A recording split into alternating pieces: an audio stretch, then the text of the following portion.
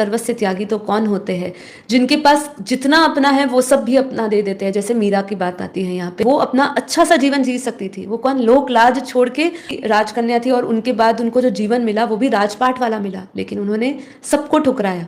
तो ये होता है सर्वस्व त्यागी। बेहद का ज्ञान की दृष्टि से सर्वस्व त्यागी वही जो सीमित सब छोड़कर बेहद को पकड़ ले, यानी देह, परिवार, समाज, यश, पद, धन सबका त्याग करके मैं आत्मा हूँ, बेहद की आत्मा, अविनाशी, और मेरा परम परम धाम ही मेरा घर है, इस अनुभूति में वो जीता है।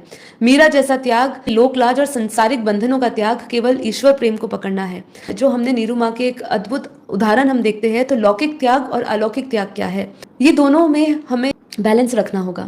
लौकिक त्याग का अर्थ है जो भौतिक जीवन की इच्छाएं और सुविधाओं का त्याग करना। यदि आपको 2 रोटी की भूख है और अगर आप 2 रोटी खा रहे हो तो उसमें कोई बड़ा त्याग नहीं है। 2 रोटी की भूख है और हम 1 रोटी खा रहे हैं तो ये त्याग होता है, लौकिक दृष्टि से बताया।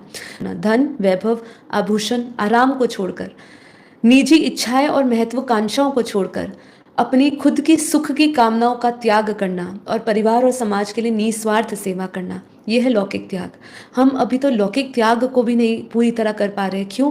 क्योंकि हम चलो कई हद तक हम धन, वैभव, आभूषण और इसको छोड़ देते, पर अपने आराम को नहीं छोड़ना चाहते, अपनी निजी इच्छाओं को नहीं छोड़ना चाहते, अपनी महत्वाकांक्षाएं हमसे छूटती नहीं है। अलौकिक त्याग बापू जी सिखाते हैं, बेहद का ज्ञान हमें सिखाता है अलौकिक त्याग में कि देह भान का त्याग करना, मैं शरीर हूँ कि मान्यता छोड़ के मैं आत्मा में स्थित होना। यही हमारा आत्मस्वरूप का, हमारा पहला आत्मबोध और आत्मस्वरूप में उतरने का, स्थिति में स्थित होने का हमारा सबसे पहला कदम है। यही हमारा सबसे बड़ा त्याग है कि हम देह भान का त्याग करें।